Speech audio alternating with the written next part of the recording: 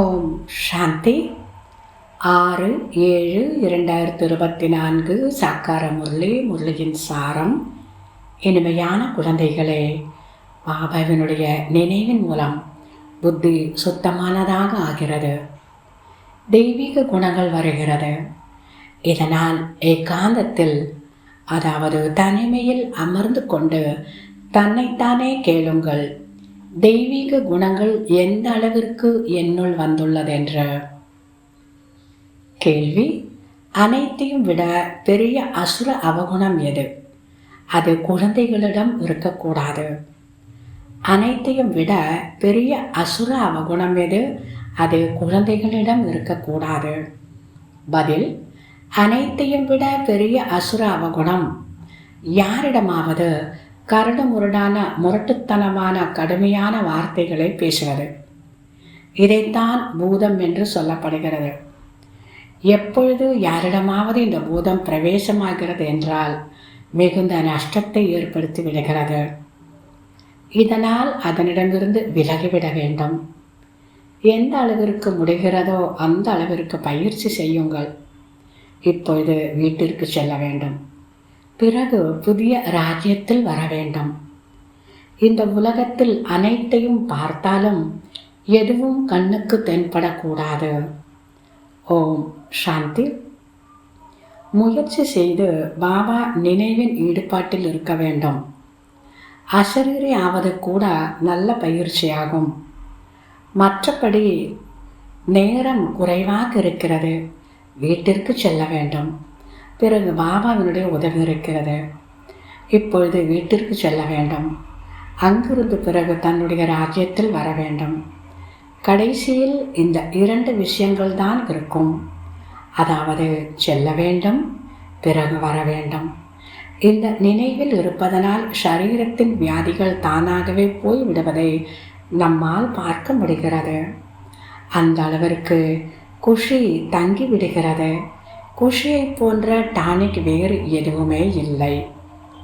பாபா சொல்கிறார், இப்பொழுது மீண்டும் உயர்ந்தவர்களாக ஆகக்கூடிய முயற்சி செய்கிறீர்கள்.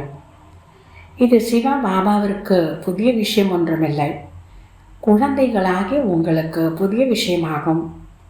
யுத்த மைதானத்தில் குழந்தைகள் இருக்கிறார்கள். சங்கல்பம் விகல்பம் இதுவும் கூட இதுவரை தொந்தரவு செய்யும். அதாவது சங்கல்பம் விகல்பம் அப்படின்னா கெட்ட எண்ணங்கள் கூட இந்த பிரம்ம பாபாவை கூட தொந்தரவு செய்யுமா? அது என்னவா? இந்த இருமல் கூட இவருடைய கர்மத்தின் கணக்கு வழக்காகும். இதனை அனுபவிக்க வேண்டும். பிரம்ம பாபா அதாவது ஈஸ்வரிய நசாவில் இருக்கிறார். இவர் கர்மாதித் நிலையாக வேண்டும்.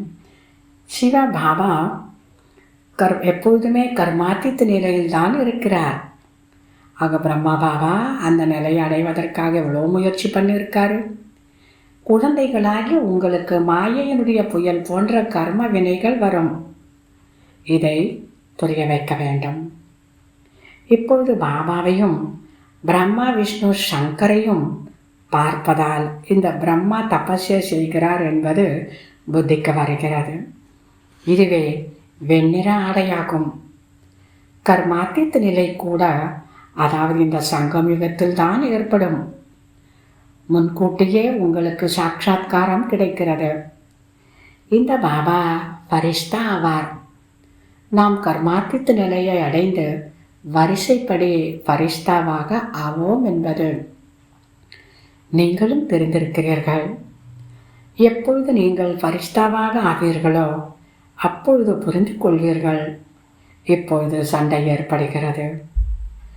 மிருகத்திற்கு திண்டாட்டம், வேட்டைக்காரனுக்கு மகிழ்ச்சி.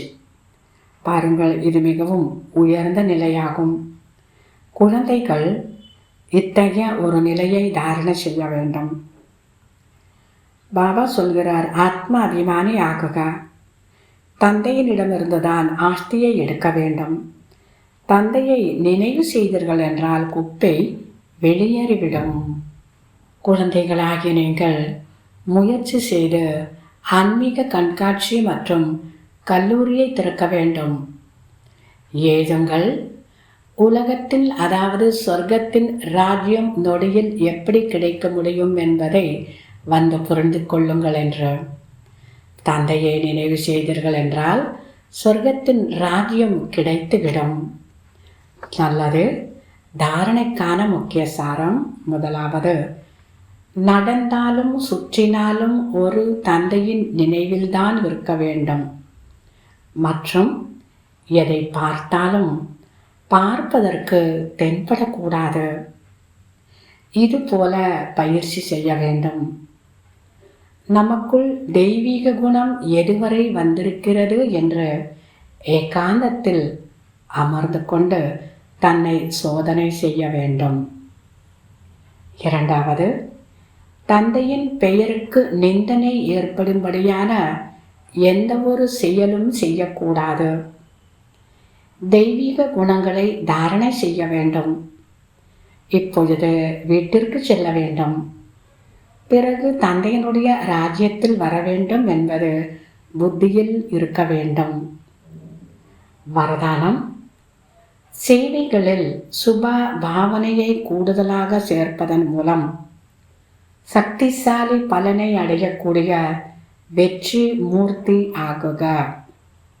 சேவையில் சுப பாவனையை கூடுதலாக சேர்ப்பதன் மூலம் சக்திசாலி பலனை அடையக்கூடிய வெற்றி மூர்த்தி ஆகுக.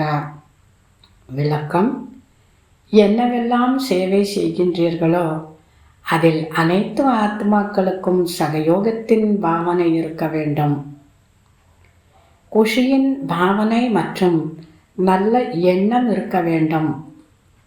அப்பொழுது ஒவ்வொரு காரியமும் சகஜமாக வெற்றி அடைந்துவிடும். எவ்வாறு முந்தைய காலங்களில் ஏதாவது காரியம் செய்ய போகின்றார்கள் என்றால் முழு குடும்பத்தினுடைய ஆசீர்வாதத்தை பெற்று செல்வார்கள். அதுபோன்று நிகழ்கால சேவைகளில் இதை கூடுதலாக சேர்க்க வேண்டும். எந்த ஒரு காரியமும் ஆரம்பிப்பதற்கு முன்பாக முதலில் அனைவருடைய சுப பாவனைகள், சுப விருப்பங்களை பெற்றிடுங்கள். அனைவருடைய திருப்தியின் பலத்தை நிறைத்திடுங்கள். அப்பொழுது சக்திசாலியான பலம் கிடைக்கும். ஸ்லோகன். எவ்வாறு தந்தை இதோ வந்துவிட்டேன் என்று கூறுகின்றாரோ அவ்வாறு நீங்களும் கூட சேவைக்கு ஆஜராகிவிட்டேன், உத்தரவிடுங்கள் என்று கூறினால் புண்ணியம் சேமிப்பாகிவிடும்.